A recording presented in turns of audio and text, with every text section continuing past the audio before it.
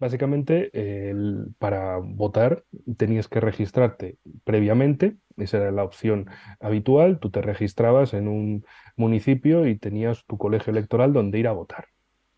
Si no, porque claro, había muchísimos desplazados de la misma región, por ejemplo, que venían o de Jersón o de otras zonas de la ribera norte del Dnieper o margen derecho, pues bueno, estaban allí y podían haberse registrado previamente o bien en el mismo momento con su documentación registrarse. Y por eso había en los mismos, digamos, folios del censo electoral, había algunos nombres escritos, impresos y otros escritos a mano.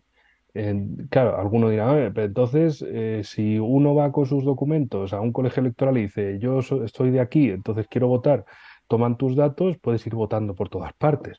Bueno, el que quiera lo puede hacer, desde luego, pero todos esos datos nos comentaban en todos los colegios electorales que eso luego se apunta, se hace una base de datos. Si un nombre aparece repetido, esa persona va a ser multada. Es decir, que por poder puedes votar donde quieras, pero que luego sepas que vas a tener una sanción, que no se va a quedar ahí en nada. Lo mismo pasó, por ejemplo, con los referendos. También como detalle a destacar cosas de los rusos.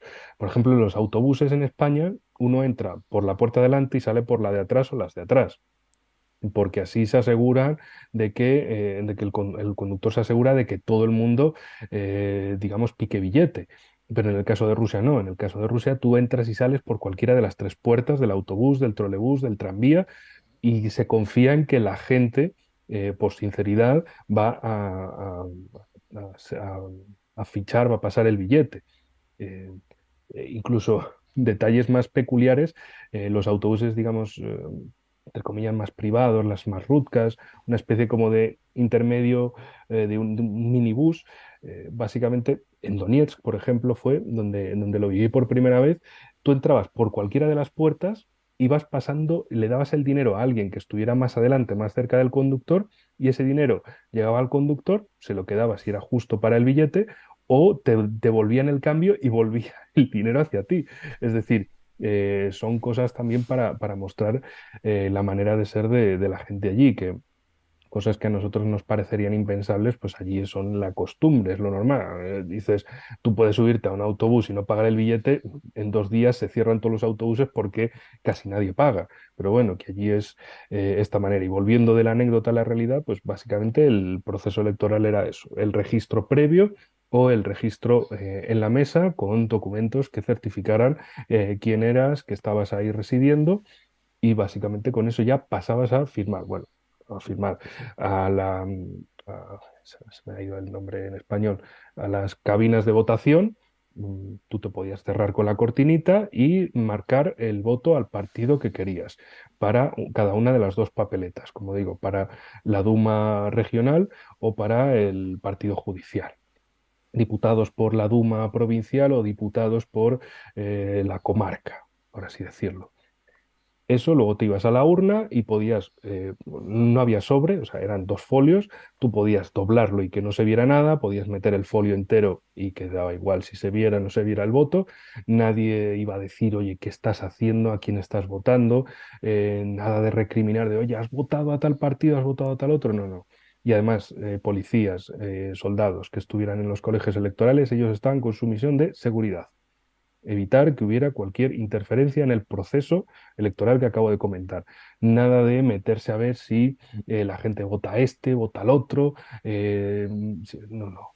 Simplemente asegurarse de que todo es legal, de que todo sigue su cauce, porque precisamente lo que las autoridades locales querían es que todo se viera así, todo estuviera así, que no hubiera fraude, porque si no, eso va a repercutir muy negativamente en ellos. Lo que quieren mostrar es que Rusia puede organizar unas elecciones, incluso en los 4 territorios que están precisamente en zona de guerra, que pueden organizarlas, que son perfectamente legales, y que eso es algo que Occidente y Ucrania no pueden hacer. Que bueno, que Zelensky le dice a Ucrania, claro, yo te organizo unas elecciones, págamelas. Y si me pagas, yo te Sí. organizo lo que quieras. Pero si no, pues búscate la vida. Entonces, para Rusia también es una muestra de nosotros tenemos capacidad por nosotros mismos, sin que venga ningún patrón externo, a financiarnos unas elecciones.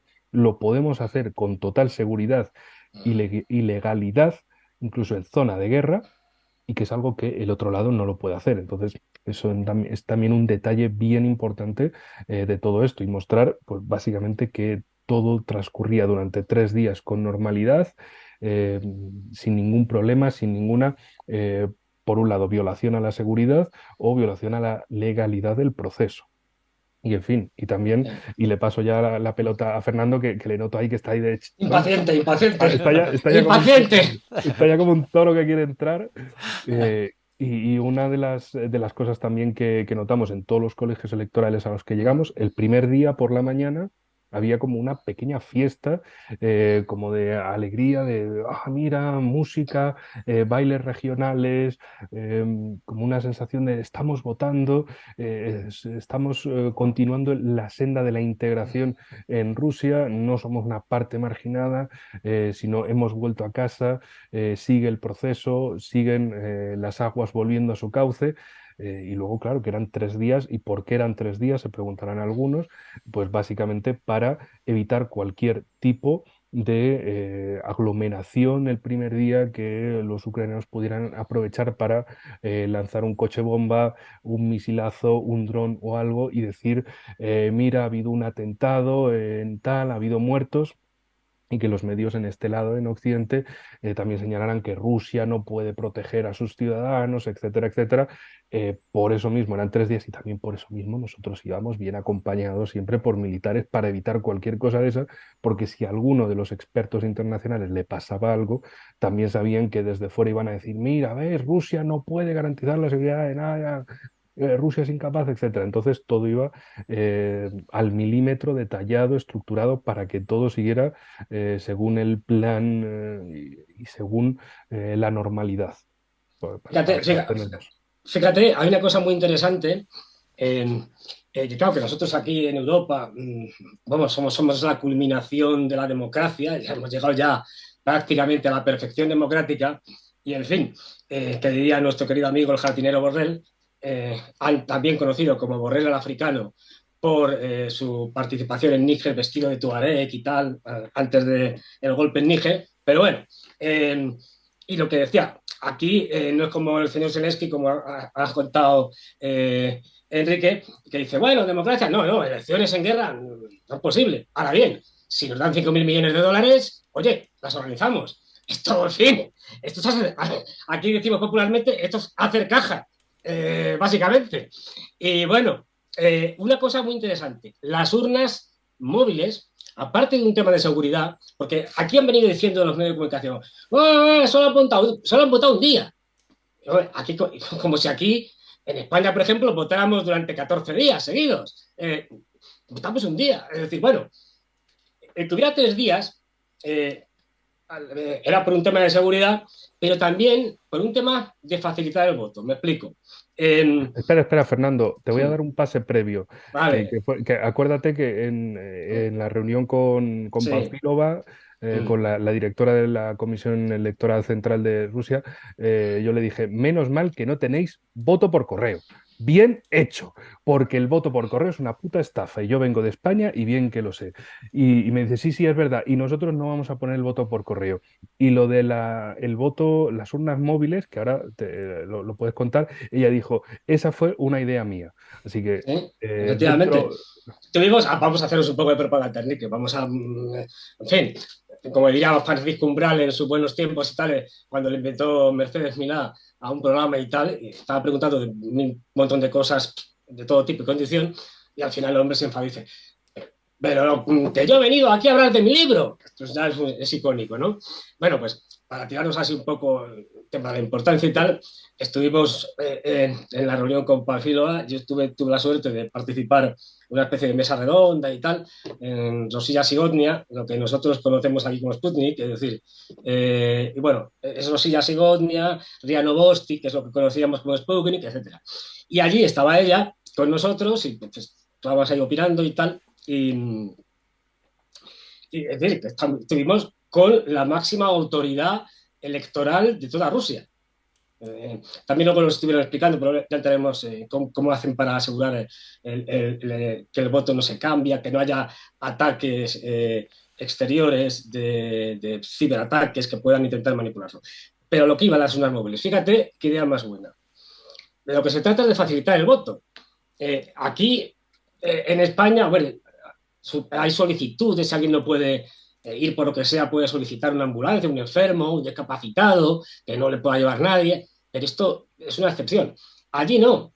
Allí lo que hacen es llevar la urna a tu casa. Es decir, con todas las garantías, además. Pero además, nos ocurrió una cosa graciosa, para que veas que allí la gente, o sea, está comodísima y con los soldados trata con toda tranquilidad. Es decir, y es que íbamos a una casa y tal, llaman, pum, pum, pum, porque ellos lo único que tienen que hacer es solicitar. Es decir, que vengan a mi casa y tal. Y entonces, bueno, pues si a veces la gente tiene que salir por alguna cosa, pues no están, se vuelven. Y llegan de pum, pum, y llaman y sale un vecino de al lado y le dice, pues estas son casas bajitas, casas así como si fueran, digamos, unifamiliares, tipo chalet, por hacer algo así comparativo, ¿no? Y sale un vecino de al lado con toda tranquilidad, luego hacía calor, el hombre salía sin la camiseta, o sea, de aquí para arriba, pues sin nada. Entonces, no, pues, vamos a hablar con él y tal. Yo llevábamos, vamos, con traductores además muy buenos y me acuerdo que fue muy gracioso porque dijeron, sí, sí, venga, dijo el hombre, yo hablo con ellos. Pero les dijeron los que venían con nosotros, hombre, sí, pero póngase una camiseta o póngase algo. No salga de aquí para arriba en pelotas. Dice, sí, no hay problema. Y tranquilamente se metió en su casa, se puso una camiseta y ya le estuvimos preguntando, pero con toda tranquilidad. A ver, cuando la gente tú vas a un país y ese país o esa región, lo que sea, hay miedo a sus fuerzas de seguridad o a otras, o unas hipotéticas fuerzas ocupantes, la gente se la nota nerviosa, es decir, que tiene cuidado, mm. Y sin embargo este hombre estaba tan tranquilamente allí, medio en pelotas, hablando con los soldados rusos y nosotros diciéndole, hombre, sí, pero póngase usted una camiseta y tal, es decir, pero había una distensión en el ambiente que eso se notaba, es decir, que no, que para nada eran enemigos ocupando algo, eran gente que les ayudaba y que les protegía. Y, y lo de las ondas móviles, tú fíjate, eh, es que eso hace que la participación pueda ser mayor y además con todas las garantías. Fíjate si aquí tuviéramos unas móviles para mucha gente que no puede votar. Y el sistema de voto por correo ratifico lo que dice Enrique. Yo tengo amigos en países extranjeros. No, aparte que siempre no hay elección en España en la que el que pierde diga, uy, el voto por correo está manipulado. Sin entrar en más valoraciones, pero eso lo vemos siempre en todas las elecciones, que siempre hay protestas, cuando no alguna otra reclamación. Allí lo que hacen con esto de las urnas y tal, bueno, que se me iba, o sea, amigos míos que viven en otros países y que intentan votar por correo y no lo consiguen. Quiero decir, porque en los consulados hay que hacer un montón de trámites, porque resulta que las papeletas y las cosas no llegan a tiempo. Un desastre. La mayoría de la gente que quiere votar, no nos engañemos, por correo, que vive en otros países, no puede, porque la incompetencia manifiesta en este asunto y porque tampoco hay interés en que se vote, pues esto es absoluta. Y fíjate, si los han querido ser, voy a utilizar una palabra que ahora está muy de moda, inclusivos, los ucranianos, perdón, los rusos, que dejaban votar a los ucranianos. Vamos a ver, ¿esto qué es? No, pues esto es lo siguiente, que si un ucraniano, por razones de la guerra, lo que fuera, que no estuviera, es decir, que no estuviera en la región, pero que podía acreditar decir, que pertenecía a esa zona y tal, aunque tuviera nacionalidad ucraniana, podía votar.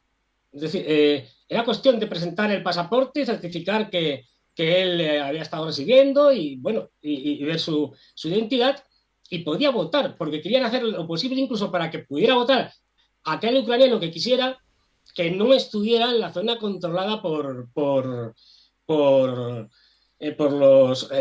rusos. Entonces, eh, ya digo, en ese sentido era, ya me parece una innovación, vamos, estupenda para facilitar el voto a la gente. ¿No? Fíjate, aquí en España, por ejemplo, en residencias de ancianos, que ANCE no va a votar, es muy raro. Es decir, eh, fíjate si, por ejemplo, a una residencia de ancianos se fueran la comisión electoral con la policía y tal, pues, cuando vamos a los colegios electorales y pudiera ir pasando por allí y que quisiera, pues votara. Es decir, esto, pero ya digo, el resto del mundo son los salvajes, la selva, la jungla de Borrell, y nosotros somos los civilizados, ¿no? Pero todavía parece que, en fin, eh, estas cosas como que no las vemos. Pero vamos, que te explique bien, Enrique, lo de la participación, la posibilidad de participación de los ucranianos y luego, bueno, ya luego pasaremos a todos nos estuvieron enseñando ya en Moscú cuando volvimos y tuvimos esas reuniones y demás, todo el sistema para garantizar la votación y nos llevaron al centro, digamos, técnico donde están todas las computadoras, etcétera, etcétera. Pero ya digo, total tranquilidad. No tenía, si no fuera porque había soldados que estaban por allí, no parecería que estás en una guerra. Ya digo, en el caso de Melitopol, y, bueno, la normalidad absoluta. Y nada, explica todo esto de la posibilidad, que tú lo controlas mejor, de que pudieran votar los ucranianos.